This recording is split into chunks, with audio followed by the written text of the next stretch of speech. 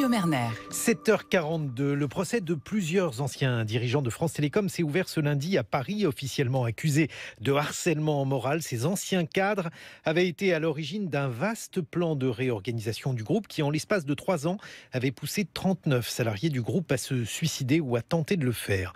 10 ans après le déclenchement de cette série de drames, les entreprises françaises ont adapté leur discours, mais pas forcément leur méthode. En 2018, 400 Françaises se seraient suicidées pour des raisons liées à leur travail. Bonjour Sylvaine Perragin. Bonjour. Vous êtes psychologue du travail et vous venez de publier un ouvrage intitulé « Le salaire de la peine ». Aux éditions du Seuil, vous travaillez chaque jour au contact de ces salariés dans ces entreprises qui tentent d'amoindrir les souffrances au travail de ces salariés. Que constatez-vous chaque jour ? Alors, d'abord, ça fait 20 ans que je m'occupe de la souffrance au travail et une des raisons pour lesquelles j'ai écrit ce livre, c'est que je constate que je ne sais pas si ça va de pire en pire, mais en tous les cas, ça va certainement pas de mieux en mieux. Et il y a à peu près un tiers des salariés qui sont en grande souffrance psychique dans les entreprises et avec un chiffre qui est probablement sous-estimé. Comme vous l'avez dit, il y a plus de 400 personnes qui mettent fin à leur jour pour des raisons liées au travail. On est à 4000 infarctus liés directement au stress au travail. Bref, il y a une pathologie extrêmement liée au travail qui croît et embellit. Et au regard de tous les moyens qui sont mis en œuvre, c'est un peu paradoxal. Comment expliquez-vous cela ? Qu'est-ce qui fait que les entreprises aujourd'hui, alors vous nous direz si c'est aujourd'hui plus qu'hier, sont des lieux où les personnes souffrent, ont l'impression de souffrir jusqu'au point d'ailleurs parfois de se donner la mort ? Alors, il y a plusieurs raisons. Moi, j'en vois une principalement qui a été beaucoup développée par le psychodynamicien Christophe Dejour et qui me paraît très juste. C'est dans les années 80, il y a eu un tournant dans les entreprises. On est passé d'une logique de métier à une logique de gestion. Alors, ça s'est pas fait en 5 minutes, ça s'est fait en plusieurs années, mais cette logique-là de gestion a profondément changé le rapport au travail. C'est couplé à cette logique-là. Qu'est-ce que ça veut dire, passer d'une logique de métier à une logique absolument. de gestion ? Alors, une logique de métier, ça veut dire que les entreprises étaient gérées par des ingénieurs, les théâtres par des acteurs ou par des metteurs en scène, les hôpitaux par des médecins, par des gens de métier, donc qui s'intéressaient au métier. C'est passé progressivement à une logique de gestion, c'est-à-dire que c'est plus du tout géré par des gens de métier, c'est géré par des gestionnaires, par des gens qui s'occupent de la gestion. Alors, l'impact direct dans les différents métiers, c'est qu'on ne s'intéresse plus au métier, on s'intéresse aux résultats. Et ça change tout. C'est-à-dire qu'en fait, les individus sont jugés en fonction d'un certain nombre d'indicateurs, avec là aussi un marquage à la culotte par le biais de tableurs, et donc un suivi assez précis. Et l'idée, c'est qu'on leur demande de faire plus et mieux, et peu importe la manière dont ils s'y prennent. C'est ça, Sylvaine Perragin ? C'est exactement ça. C'est-à-dire qu'on est passé dans une société où la fin justifie les moyens, et la fin, puisque ce monde est hyper concurrentiel, mondialisé, et qu'il y a cette injonction de la rentabilité qui devient presque obsessionnelle, si vous voulez. Cette injonction-là demande la performance et le résultat, et du coup on ne s'intéresse plus au métier, on s'intéresse aux résultats du travail. Et quand les gens disent « j'ai plus de sens dans mon travail », c'est exactement ça. C'est-à-dire qu'on ne leur demande plus de bien travailler, ce qui aurait pour résultat éventuellement de bien vendre et tout le monde serait content. On leur demande juste de bien vendre et quel que soit le chemin pour y arriver, à la limite, on tolère de plus en plus du travail mal fait mais vite fait, plutôt qu'un travail bien fait mais plus long. Alors tous les salariés ne sont pas égaux et notamment tous les secteurs. Alors apparemment, les femmes sont plus concernées par les situations d'hyperstress que les hommes. Il y a aussi 42% des salariés du secteur de la santé qui seraient là aussi menacés par ces conditions d'hyperstress, tandis que dans les services, il y aurait un pourcentage de 29%. Comment vous expliquez ces disparités entre les sexes, entre les différents secteurs de l'économie, Sylvaine Perragin ? Alors, entre les sexes, je me garderais bien de faire une interprétation. En revanche, par secteur d'activité, on sait maintenant que tous les secteurs d'activité qui ont affaire au public sont soumis à des stress supplémentaires. Les hôpitaux, tous les secteurs qui ont affaire au public subissent des stress supplémentaires et des pressions supplémentaires que sont le rapport au public et ces derniers temps qui devient de plus en plus contraignant, difficile, agressif, avec beaucoup de passages à l'acte. Alors, dans les métiers de santé, les médecins sont en grande souffrance aussi. Dans les métiers de santé, il y a une injonction contradictoire, si vous voulez, qui est l'obligation de résultat et la nécessité de soigner les gens. Ça ne va pas ensemble. Donc il faut qu'ils luttent dans une tension permanente entre ces deux nécessités. Et c'est très difficile. Les médecins généralistes, quand la CNAM leur interdit ou surveille les arrêts maladie, alors qu'on sait très bien que dans les cas de souffrance au travail, c'est l'arrêt maladie qui est une des premières prescriptions à faire. Voilà, le médecin, il est vraiment tendu, là. Et alors, bien souvent, on considère qu'il s'agit de questions individuelles, c'est-à-dire qu'il y a des gens qui supporteraient moins le stress que d'autres, et alors il faudrait leur apprendre à se décontracter, à méditer, à faire du yoga. Oui. Alors, je vous vois sourire. Il est certain que c'est tout à fait humoristique, à ceci près qu'il y a des gens qui souffrent de ça et que, bien sûr, la question n'est pas individuelle. On sait que le stress a une composante individuelle, qui est qu'on a tous des seuils de tolérance qui sont différents. Mais ça, tout le monde le sait. En revanche, on sait très bien que les causes ne sont pas individuelles et que les causes sont dans l'organisation du travail, qui devient de plus en plus angoissante, stressante, avec beaucoup de pression, la pression du résultat et de la performance, et que les réponses individuelles sont presque insultantes pour les gens, si vous voulez. Mais les organisations, justement, se défendent en disant que les salariés se mettent la pression eux-mêmes, qu'ils sont, par exemple, dans le présentéisme, autrement dit, qu'ils sont sur leur lieu de travail beaucoup trop longtemps par rapport à leur temps de travail effectif, ce qui est, semble-t-il, un mal français, Sylvaine Perragin ?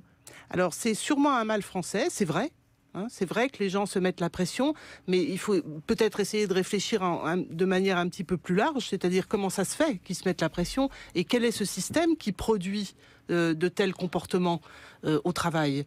Il y a bien une raison, si vous voulez. C'est que quand les injonctions, quand les exigences et les demandes de performance sont telles, les gens ont envie de bien travailler, ont envie de réussir et de donner satisfaction à leur entreprise. Donc oui, ils vont au-delà de leurs réserves, bien sûr. Ils vont au-delà de leurs réserves et ils vont aussi tout faire dans une situation stressante du fait, ça c'est quelque chose d'évident, mais il faut peut-être le souligner aussi, le taux de chômage en France étant ce qu'il est, cette crainte-là est probablement plus forte ici que dans des pays où le taux de chômage est inférieur. Elle est partout, cette peur. C'est une angoisse qui tapisse toutes les relations au travail. C'est-à-dire que ce que ne supporteraient pas des gens qui sont libres de leur travail, des gens qui sont contraints et qui ont peur de perdre leur emploi le supportent. C'est-à-dire bien souvent des situations insupportables. Le tournant, selon vous, a été particulièrement vif dans les années 90. Expliquez-nous pourquoi, qu'est-ce qui s'est passé dans les années 90, Sylvaine Perragin, qui explique donc cet accroissement de la souffrance au travail ? Alors, il y a plusieurs choses. D'une part, je l'ai dit tout à l'heure, le passage à une logique de gestion. D'autre part, l'informatisation généralisée. L'ordinateur permet un contrôle presque total de toutes les étapes du travail. Donc, ce rapport au contrôle du travail est devenu presque excessif. Les gens ont besoin d'autonomie pour travailler. Plus vous avez des missions qui sont importantes, plus vous avez besoin de déployer vos ailes correctement et largement. Plus vous êtes contrôlé, moins on vous fait confiance. Moins on vous fait confiance, plus la pression augmente. Vous avez besoin d'autonomie et de confiance. Si on est tout le temps en train de contrôler votre travail, ça veut dire qu'on ne vous fait pas confiance. Donc, alors, en parallèle, c'est développer tout un discours contraire. On vous dit, mais si, on s'occupe de vous, on vous fait confiance, mais si, c'est formidable, sauf qu'on contrôle toutes les étapes de votre travail, et du coup, non, on vous fait pas confiance, c'est pas vrai. Ce qui veut dire que le double discours, et ça, on a l'habitude de le voir, Sylvaine Perragin, vous qui êtes psychologue du travail, le double discours, il fait souffrir plus encore cette manière d'écarteler les individus entre des injonctions contraires à la fois, soyez autonome et rendez compte du travail que vous faites, c'est quelque quelque chose qui peut générer de nombreux troubles. C'est une perversité. En psychologie, c'est une perversité. Donc, on ne peut pas à la fois dire à quelqu'un faites preuve d'initiative et de créativité et à la fois contrôler toutes les étapes de son travail, tout en lui disant qu'on ne les contrôle pas. Alors, dans ce double langage, c'est une perversité et ça fait doublement souffrir parce qu'il y a un déni de réalité. Tout le monde connaît l'histoire de l'évolution sémantique, du plan de licenciement au plan de sauvegarde de l'emploi. C'est extrêmement grave, si vous voulez, parce que dans le plan de sauvegarde de l'emploi, quel est le message qui est passé?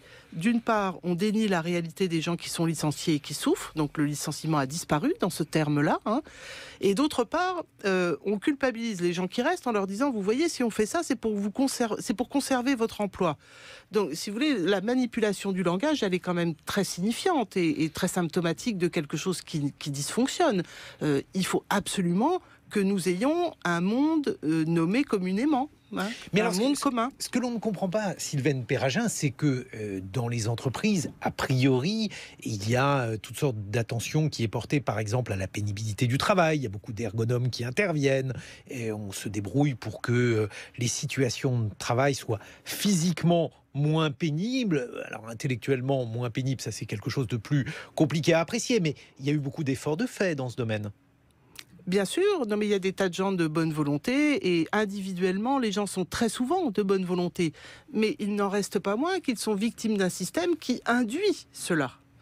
Tant qu'on ne repense pas un système où la rentabilité aura une place, bien entendu, plus personne aujourd'hui ne remet en cause la nécessité de rentabilité d'une entreprise. Mais si on n'y insère pas d'autres paramètres, on aura toujours les mêmes résultats. C'est-à-dire l'obsession du résultat. Qui produit ce qu'on voit aujourd'hui. C'est-à-dire que les pansements, les soins, les préconisations sont toutes justes en termes d'organisation du travail, mais elles ne prennent pas le mal à la racine. Et la racine, c'est quoi? Parce que si effectivement vous remettez en cause la notion de compétitivité au sein des entreprises, ça risque de poser un certain nombre de problèmes. Donc comment faire pour concilier ces deux choses-là, sachant que si on prend l'exemple de France Télécom, ce qui pose problème, c'est les transformations des entreprises, et ces transformations, elles vont être de plus en plus courantes. Je ne remets absolument pas en cause la compétitivité des entreprises. Je dis simplement qu'on est passé, qu'il faut pas se mettre dans un concept qui serait tout ou rien. Il y a moyen d'introduire, en gardant cette compétitivité, des critères qui soient des critères plus humains, qui reconnaissent l'importance de la qualité du travail, l'importance des métiers, et en gardant la compétitivité. Regardez aujourd'hui, par exemple, à quel point la France est reconnue pour tout ce qui s'appelle le marché de l'authenticité. Mais l'authenticité, c'est quoi? C'est une culture métier, c'est vraiment ça. Donc, je pense que, si vous voulez, personne ne remet en cause la compétitivité. Simplement, c'est pas tout ou rien. Il faut insérer des critères différents dans cette compétitivité et garder notre âme, comment dire. Il y a malgré tout, de nouvelles valeurs qui sont nées au sein des entreprises avec une nouvelle image du PDG. Par exemple, Steve Jobs est devenu une sorte d'icône, pas tant pour ses qualités de gestionnaire que pour ses qualités de créatif. Il y a une vision plus artistique du monde du travail, où quelqu'un qui a une créativité est probablement plus valorisé que quelqu'un qui aurait une seule efficacité. Est-ce que ça ne montre pas justement une certaine évolution des choses, Sylvaine Perragin? Écoutez, je ne sais pas si Steve Jobs est un créatif. En tout cas, c'est un grand chef d'entreprise. Il a bien réussi. Donc, en termes d'efficacité, je pense qu'il était au top. La créativité, le côté ludique et amusant, à mon avis, est plus une image qu'autre chose. Ça me paraît pas du tout une réalité qui est prise en compte les entreprises ne prêtent pas en compte la nature humaine de ce point de vue-là. Elles s'achètent une image en disant venez chez nous parce que nous on est sympa, on s'occupe bien des gens, on a des fontaines à chocolat et des jus d'orange dans le couloir. Mais ça sert à rien. Les gens ils veulent juste travailler, quoi. Oui, mais alors justement quand les entreprises en sont à installer des fontaines à chocolat, je ne vous dis pas que c'est quelque chose d'essentiel dans une entreprise, mais c'est le signe qu'il y a là des difficultés de recrutement dans certains secteurs et que les entreprises soient obligées de déployer différents subterfuges pour attirer ce qu'on appelle les talents. Par conséquent, ça signifie qu'il y a aussi des entreprises qui sont quand même obligées effectivement de bien traiter leurs salariés. Mais alors, deux choses. D'une part, je ne suis pas sûre que les talents soient attirés parce qu'il y a du jus d'orange dans le couloir, déjà et d'une. Ils sont attirés parce qu'on leur donne les moyens de travailler. Et la deuxième chose, c'est que ce n'est pas ça qu'on vient chercher au travail. Voilà, il n'y a pas besoin de ça. On nous vend, et les cabinets de ressources humaines, les gros cabinets de ressources humaines vendent de la qualité de vie au travail, et les entreprises créent des services de qualité de vie au travail. Les managers du bonheur et toute cette fausse sollicitude qui en réalité n'est là que pour essayer de développer la performance des salariés. Il ne faut pas se tromper, hein, c'est pas du tout de la sollicitude réelle. Hein. Donc là encore, on est dans un déni de réalité et c'est pas le sujet. Le sujet au travail, c'est de travailler. On parle beaucoup de bienveillance en ce moment au travail. Est-ce que c'est un mot ou est-ce que c'est quelque chose d'effectif ? Alors, ni plus ni moins qu'il y a 20 ans, 30 ans ou 150 ans. Hein, je crois que la bienveillance, encore une fois, c'est pas le sujet. C'est très très bien d'être bienveillant. Moi, je ne veux pas être contre la bienveillance. Simplement, c'est pas le sujet. Le sujet, c'est de faire en sorte que les gens aient des conditions de travail correctes, les moyens de faire leur travail. Et vous verrez, ils s'entendront à peu près correctement, ni plus ni moins qu'ailleurs. La bienveillance forcée, ça finit par un contre-effet qui est plutôt de la violence, si vous voulez. Mais vous êtes quand même quasiment plus royaliste que le roi, parce que si on débarrasse le travail de toute une série d'attributs symboliques ou de mots qui peuvent effectivement paraître enjoliver la réalité devient très dure, vous ne trouvez pas ? Mais elle est très dure, la réalité. Elle est très difficile. Moi, je passe ma vie à voir des gens qui sont en souffrance, qui n'ont pas les moyens de travailler, qui font du mieux qu'ils peuvent, parce que les gens ont envie de travailler. Hein.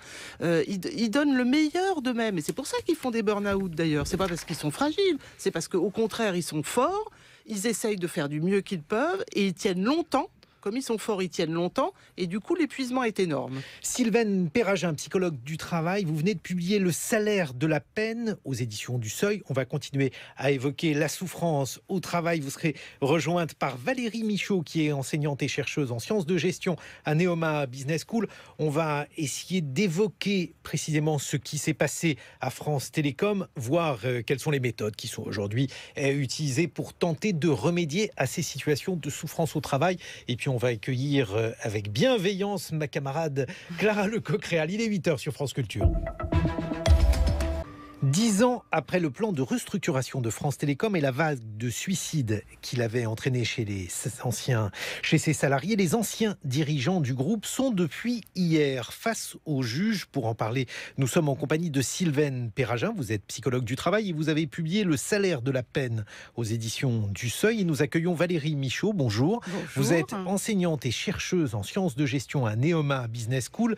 Vous êtes spécialiste de la transformation et du changement en entreprise et précisément ce qui s'est produit à l'époque à France Télécom, c'est une vague de transformation et de changement, un changement à marche forcée avec un vocabulaire particulièrement dur utilisé par la direction à l'époque et notamment par Didier Lombard.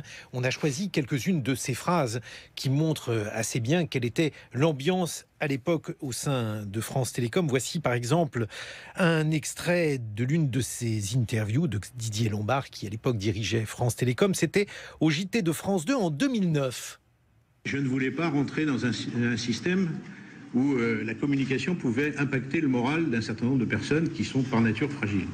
Donc ne croyez pas qu'on n'a rien fait, mais il y a un sujet communication qui maintenant est au centre. Et la raison pour laquelle aujourd'hui je communique, et je vais le faire dans la journée encore plus, c'est qu'il faut marquer un point d'arrêt à cette mode du suicide qui évidemment choque tout le monde. La mode du suicide, effectivement, les termes, comme Didier Lombard l'a dit, ont choqué tout le monde. Valérie Michaud, pourquoi les gens se suicident-ils en entreprise ? Alors, je ne me permettrai pas de pouvoir répondre quand même à cette question, qui est une question vaste. Peut-être que j'ai envie de vous répondre en vous disant que dans le cas de France Télécom, c'est un cas extrêmement complexe de mutation très très importante de l'entreprise qui met en lumière une dérive du management et tous les travers du travail et des problématiques dont vous avez souligné en première partie d'émission les évolutions. Donc pourquoi on arrive à se suicider? Parce qu'il y a une décompensation psychologique extrêmement forte. Donc on a des outils en management qui proviennent d'outils qui sont développés par des psychiatres, qui sont pas toujours très bien utilisés d'ailleurs, mais qui permettent d'identifier à quel moment une personne peut être en danger d'aller vers des compensations qui peuvent être plus graves que voilà. Maintenant pourquoi? Je pense que c'est une vaste question. Alors cette vaste question, elle a été prise en charge, par exemple, en sociologie, puisque l'un des fondateurs de la sociologie, Émile Durkheim, dans l'un des ouvrages, justement, où il tentait d'appréhender cette question du suicide, en disant que le suicide ne devait pas seulement être étudié du point de vue psychologique, qu'il pouvait être étudié du point de vue sociologique, et que par conséquent, il y avait des causes qui étaient des causes relevant de la société, pas seulement des individus. Et c'est bien ça, en fait, le discours de Didier Lombard, c'est en cela qu'il est choquant, c'est qu'il considère finalement que le suicide des salariés, il provient de défaillances individuelles, alors qu'on a montré depuis qu'il y avait une véritable entreprise, Sylvaine Perragin, qui consistait en fait à décourager les gens. Il fallait provoquer un certain nombre de départs et les provoquer coûte que coûte. C'est ce que l'on a montré et c'est ce que le procès est aujourd'hui sur le point de dévoiler, Sylvaine Perragin. Absolument. Dans l'extrait que vous avez passé, Didier Lombard a donc parlé de la mode du suicide qui a beaucoup choqué et qui a été beaucoup repris, mais il a dit quelque chose juste avant. Il a dit des individus par nature fragiles. Et vraiment, ça, c'est extrêmement important et extrêmement grave. Il n'y a pas d'individus par nature fragiles, d'une part. En psychologie, ça n'existe pas. Et d'autre part, les gens qui font des burn-out, les gens qui se suicident ne sont pas des gens fragiles, ce sont des gens qui ont été au bout de leurs ressources pour essayer de trouver des solutions à l'intérieur d'une entreprise ou d'un travail qui ne leur en offrait pas. Je parle des suicides qui sont liés au travail. Moi, il m'a été donné de suivre plusieurs cas de suicide dans les entreprises. C'est lié au travail et c'est lié à l'impossibilité qu'ont les gens de faire correctement leur travail. Ils veulent travailler et travailler bien. Et quand on les en empêche ou quand on les soumet à des pressions, à des changements trop répétés et qu'on change la nature de leur métier, c'est une souffrance d'identité. Alors c'est précisément ce qui s'est passé pour France Télécom, puisque donc on avait donc une mission à France Télécom à l'époque qui était de passer d'une structure qui jadis était publique à une structure privée, avec de surcroît une évolution rapide des métiers. Et donc l'idée était de faire en sorte que des salariés aillent de manière volontaire ou pas, et c'est dans le ou pas que tout a posé problème, aillent donc dans de nouvelles conditions de travail où leur travail était ou bien complètement éloigné de ce qu'ils voulaient faire, ou bien complètement dépourvu de sens, ce qui renvoie précisément à ce que Durkheim appelle le suicide égoïste. Alors égoïste n'a évidemment aucun sens normatif, c'est pas un jugement de valeur, ça consiste juste à dire que la vie de l'individu devient privée de sens. C'est ça. C'est exactement ça. C'est-à-dire que l'une des choses les plus importantes qu'on vient chercher au travail, c'est du sens. Le travail est une part de la construction de notre identité. Si on nous retire le sens, parce que le système exige qu'on nous retire le sens à un moment donné, un ingénieur technicien ou un technicien qui devient qu'on met sur un plateau d'appel à répondre au téléphone, il perd le sens de son travail. Donc il perd une part de son identité. Il n'est plus reconnu. Il a fait des études d'ingénieur. Il a travaillé 30 ans comme ingénieur. Tout d'un coup, on lui dit on n'a plus besoin de vous. Vous allez vous mettre sur un plateau d'appel et vous allez répondre aux clients. C'est insupportable, si vous voulez. Et justement, on va écouter des témoignages d'ingénieurs à France Télécom. Et ce sont ces gens-là qui ont été particulièrement impactés par ce qu'on appelle l'évolution des métiers, avec des situations, on appelle ça des double bind, autrement dit des injonctions contraires, avec des situations où ils ont soudain été propulsés dans des mondes qui leur étaient complètement étrangers. Alors là, on est devant le bâtiment d'Arcueil. C'est le fameux bureau d'accompagnement des mobilités. Quand j'arrivais ici, ça faisait ambiance hôpital psychiatrique et vous avez des gens d'une 50aine d'années qui étaient tous là à attendre leur tour. On aurait dit qu'ils allaient se faire tuer, quoi. Vous avez une personne qui joue la méchante et une personne qui joue la gentille. Alors la personne qui joue la méchante vous accueille en claquant la porte, en vous hurlant dessus. C'est moi qui pose les questions ici. Asseyez-vous. Qu'est-ce que vous avez à noter ici? C'est moi qui parle. On me pose des questions. Qu'est-ce que je fais ici? Alors je sors mes courriers recommandés. Voilà, j'ai écrit, j'ai posé des questions. Où est mon avenant à mon contrat de travail? Et là, ça continue. C'est la surenchère. Vous êtes dans le déni, vous êtes dans la colère, syndrome de Cassandre et compagnie. Enfin, je suis perdu. Un soir comme ça, je prends des médicaments pour mes problèmes cardiaques. J'ai fini une boîte au lieu de prendre un cachet. Donc ma femme m'a vu et m'a sorti de là. Vous vous sentez très seul, très désemparé. Et puis vous voyez votre collègue qui est là et qui est dans la cour dans une mare de sang. C'est un moment terrible. Des témoignages de salariés de France Télécom issus d'un documentaire France Télécom malade à en mourir. Votre regard, Valérie Michaud, vous qui êtes enseignante et chercheuse en sciences de gestion à Neoma Business School, votre regard sur ce qu'on vient d'entendre. Forcément, c'est difficile. Il y avait 10 000 changements de métier à France Télécom à ce moment-là. C'est extrêmement identitaire, un métier, et donc ça porte une charge psychique forte, et on peut imaginer que ça a été extrêmement difficile à gérer. Alors, il y a beaucoup d'entreprises qui passent par ce type de problématique, du passage du public vers le privé. Après, la question, c'est comment c'est géré. Là, forcément, ce que met en lumière le cas France Télécom, c'est qu'il y a eu vraiment des dérives. Je dirais même une anesthésie totale de la ligne hiérarchique. On a utilisé, par exemple, ce qu'on appelle une courbe de deuil, qui est un outil de management assez classique, de la façon la pire qu'on puisse l'utiliser, c'est-à-dire pour dire, écoutez, si les cadres ont l'air révoltés, ou si finalement ils sont en dépression, c'est tout à fait normal. Ce sont les différentes phases des deuils, d'avoir quitté leur métier, leur poste, on leur peut dire région. Ça. C'est-à-dire qu'il y a des organisations où on s'est dit, ces gens-là ont l'air d'être au bout du rouleau, c'est normal. Alors, c'est pas que dans le cas de France Télécom. Il y a des outils qui nous viennent des États-Unis, qui ont été développés par le BCG, Boston Consulting Group, et qui sont utilisés. Alors, je ne prends pas forcément la défense des cabinets qui ont accompagné France Télécom à l'époque, ou de la direction de France Télécom, mais il faut savoir que ces outils, ils étaient utilisés depuis une quinzaine d'années, et ils sont encore utilisés par certains cabinets. C'est ça qui est terrible. Si au moins les médias peuvent avoir porté une voix là-dessus, c'est très très bien. Mais ces outils sont aussi faits pour identifier les phases psychologiques et redonner aux médecins du travail peut-être un rôle actif pour justement que les managers connaissent leurs limites. Quand il y a des problématiques psychologiques, il faut pouvoir relayer. Alors justement, dans votre livre, Sylvaine Perragin, vous évoquez ce que vous nommez le business de la souffrance au travail, puisque depuis l'affaire France Télécom, l'affaire Renault, puisque à l'époque, il y a eu aussi beaucoup de problèmes au siège de Renault, avec des situations comparables à ce que l'on évoquait pour France Télécom, et vous dites que la souffrance au travail est devenue un secteur rentable pour ces cabinets de conseil. Alors vous citiez le Boston Consulting Group, qui est un gros cabinet, il y en a d'autres. Qu'est-ce qu'ils font, Sylvaine Perragin ?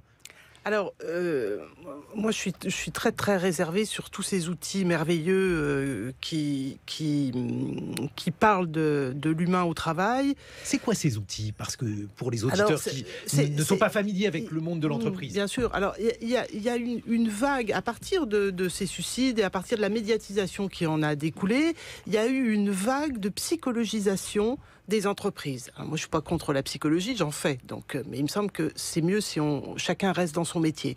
Donc, cette vague de psychologisation a notamment fait fleurir beaucoup de cabinets de ressources humaines, a fait fleurir beaucoup de coachs, de ce qu'on appelle les coachs, qui sont coachs en tout. Le problème, c'est que la psychologie humaine, c'est quelque chose d'extraordinairement complexe, que ça me paraît extrêmement dangereux de bricoler avec, qu'il y a des outils très précis d'évaluation pour savoir si les gens sont en burn-out, et ça, on peut les utiliser très simplement. Et c'est quelques questions, si vous Par voulez. exemple, donnez-nous des exemples de questions qui montreraient qu'un individu est en burn-out. On sait que les gens sont dans une auto-évaluation très précise de leur niveau de stress et que les scientifiques se sont penchés sur la question et ils s'aperçoivent que quelqu'un qui donne un niveau de stress, par exemple à 7 ou 8 sur 10, on retrouve dans son sang un niveau de cortisol, qui est donc l'hormone du stress, de temps. Je me souviens plus du chiffre, mais c'est toujours les mêmes chiffres. Donc les gens sont dans une auto-évaluation très précise. Et combien de fois je retrouve dans des entreprises des audits qui sont faits avec des fiches qui sont faites par salariés où les gens disent oui, je suis stressé, oui, et 2 ans, 3 ans, 4 ans, ils disent oui, ça va pas, et on n'en tient pas compte, si vous voulez. Alors ça, c'est une chose. Mais ça veut dire, parce que c'est important ce que vous dites là, Sylvaine Perragin, ça veut dire que les gens ont conscience dans tous les cas de leur niveau de stress. Non, ils n'ont pas conscience dans tous les cas. Parfois, ils sont dans un stress dépassé, si je peux m'exprimer ainsi, c'est-à-dire qu'ils sont dans un engrenage où ils fonctionnent, ils travaillent de plus en plus. Alors là, on est déjà en situation de burn-out, si vous voulez. On est déjà en situation de souffrance dépassée. Le burn-out, il n'a pas seulement des significations et des manifestations psychologiques, il a aussi des manifestations physiques. Oui. Oui, il y a toute une symptomatologie physique qui doit alerter sur... Le corps est très intelligent, le corps nous parle. Donc à partir du moment où le corps vous donne des alertes, il est très important de les écouter. Une des caractéristiques du burn-out, c'est que la personne ne les écoute pas et qu'elle continue de travailler. Et que du coup, le jour où son corps lui dit stop pour de bon, l'alerte est trop violente. Et justement, dans ces caractéristiques du burn-out, où le corps crie stop, qu'est-ce qu'il faut entendre? Quels sont les signaux d'alerte, Sylvaine Perragin? Si vous voulez, il y en a beaucoup, parce que chacun a des signaux d'alerte qui sont privilégiés. Il y a des gens qui ont mal à l'estomac, il y a des gens qui vont avoir des troubles du sommeil, il y a des gens qui vont plus digérer. Alors tout ça, ce sont des symptômes assez courants. Simplement, quand ils deviennent chroniques, c'est extrêmement important de s'en occuper.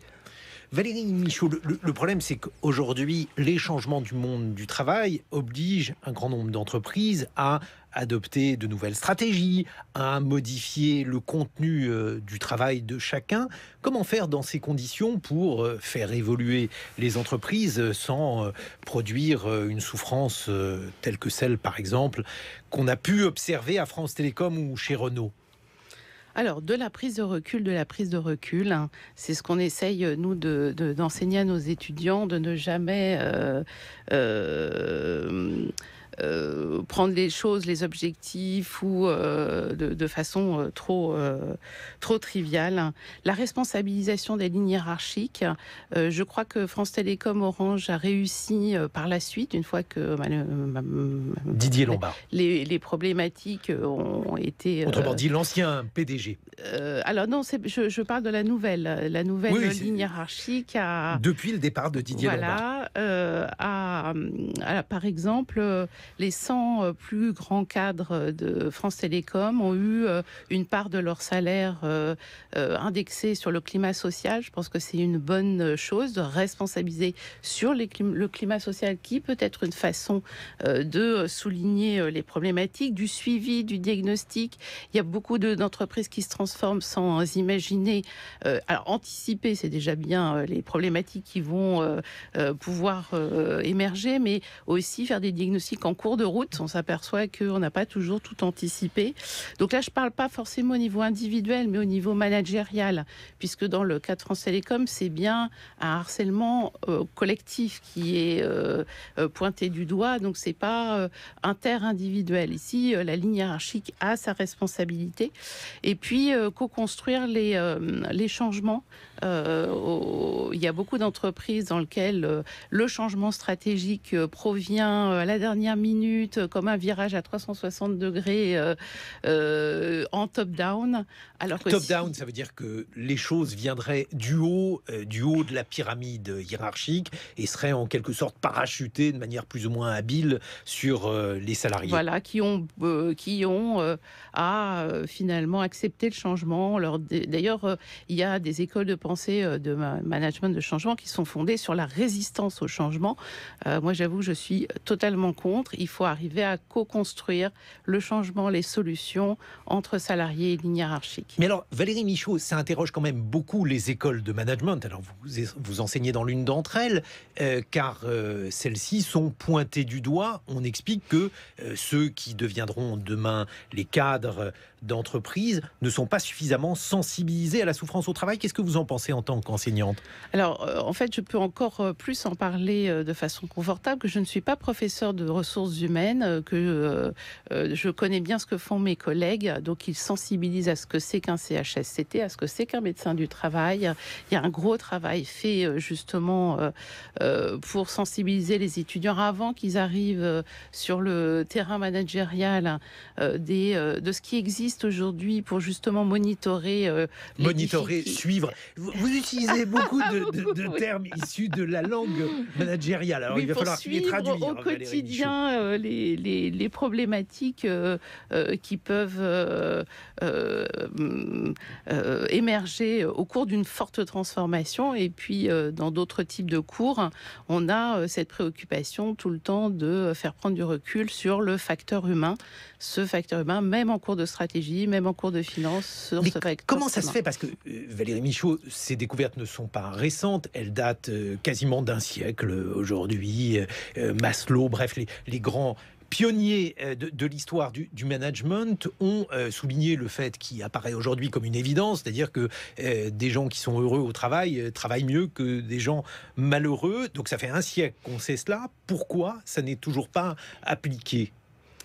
Parce que je pense que les plus difficiles métiers du monde sont le management et parents, à peu près, sur la même place en termes... et que je pense que la plupart des gens dont on parle chez France Télécom, il n'y avait pas de volonté de nuire. Ah, il y avait peut-être la volonté de nuire chez quelques personnes. Chez quelques personnes. Quand on entend les témoignages, c'est vrai qu'on peut se poser des questions. Mais je pense que la majorité, il n'y a pas de volonté de nuire, c'est juste les problématiques organisationnelles. Vous parliez de pression ou d'autonomie, c'est-à-dire qu'il y a des vrais paradoxes dans les entreprises où vous avez des injonctions à innover, à être créatif, à sortir du cadre, etc. Et en même temps, vous êtes extrêmement contrôlé à y rester. Et c'est très, très problématique à gérer au quotidien.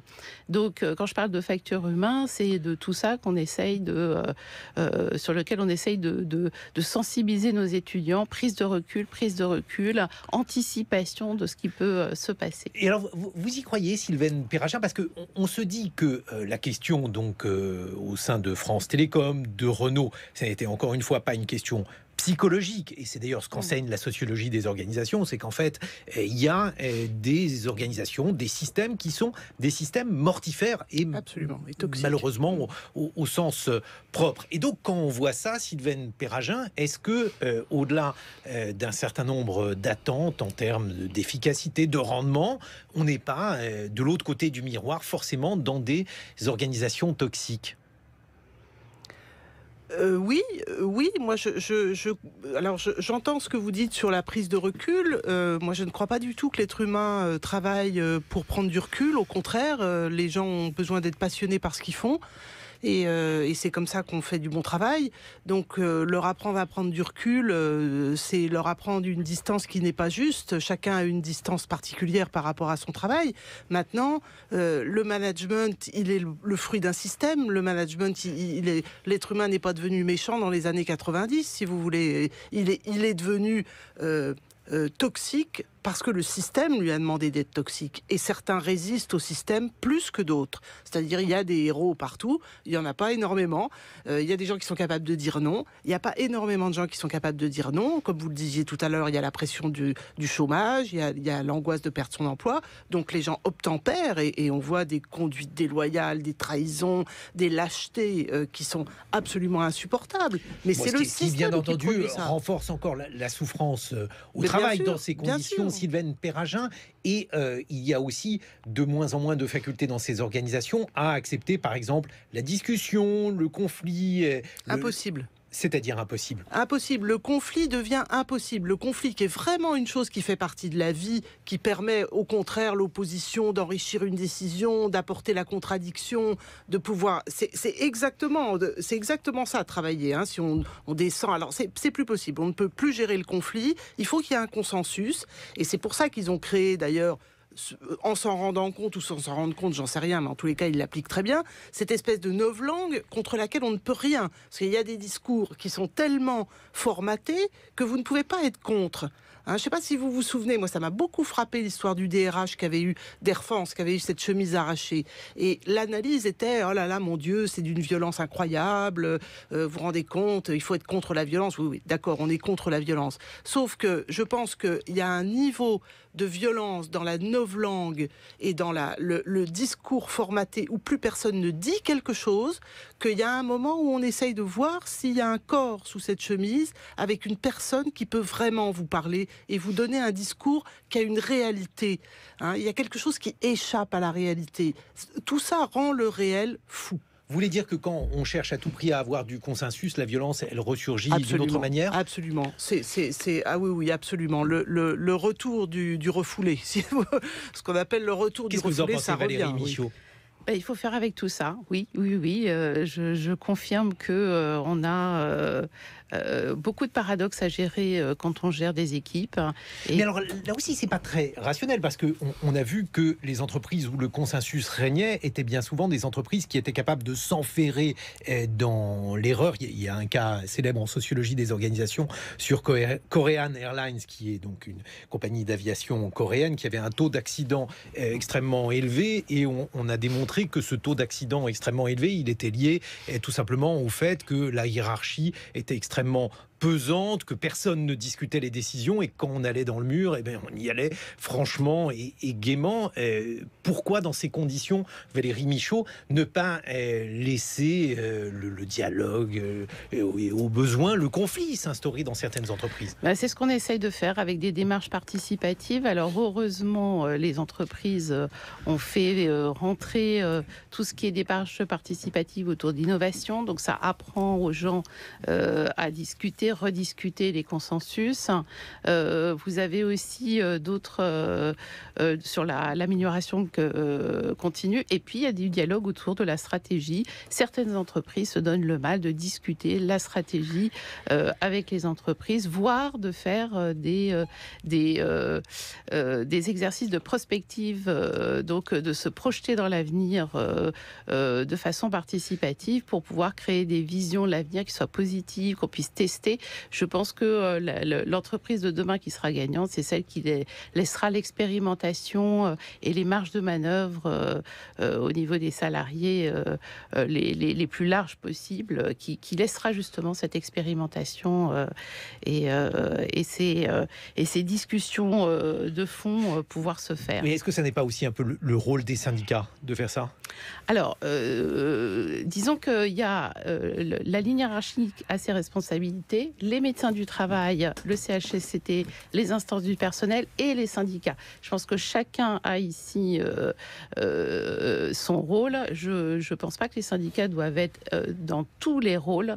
La participation, quand on discute stratégie, il n'y a pas forcément besoin de syndicats, même si je reconnais le très grand rôle qu'a joué les syndicats dans le cas de France Télécom Orange pour montrer certaines dérives de façon extrêmement précise sur des outils techniques. Ils ont fait un travail vraiment remarquable. Sylvaine Perragin, un mot à ce sujet, un mot de conclusion. Un mot. Le CHSCT n'existe plus, il a été supprimé par les lois sur le travail, donc il n'y a plus de CHSCT, il a été incorporé. Ça s'appelle comment maintenant ? Ça s'appelle le Conseil social économique.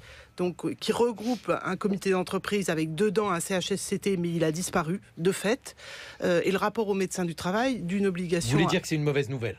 Ah bah bien sûr que c'est une mauvaise nouvelle. Et puis on obligeait les gens à visiter le médecin du travail une fois tous les ans, puis une fois tous les 2 ans. Maintenant c'est une fois tous les 5 ans.